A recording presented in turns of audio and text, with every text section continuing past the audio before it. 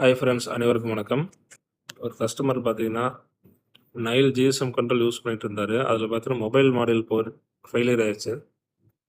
அது வந்து auto start மற்றும் மேனுவல் மட்டும் தான் ரன் ஆகும். கஸ்டமர் பார்த்தீங்கன்னா, மொபைல் ஆன் பண்ற மாரி கேட்டிருந்தாங்க.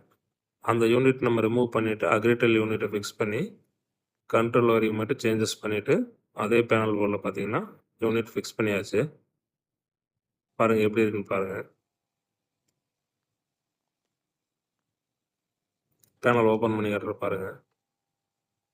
சேம் அப்படியே அந்த நைல் கண்ட்ரோல ரிமூவ் பண்ணிட்டு, அதே இடத்துல ஹோல்ஸ் போட்டு நம்ம அக்ரிடெல்ல ஃபிக்ஸ் பண்ணிட்டு, கண்ட்ரோல் வரையும் மட்டும் லைட்டா சேஞ்சஸ் பண்ணிட்டு,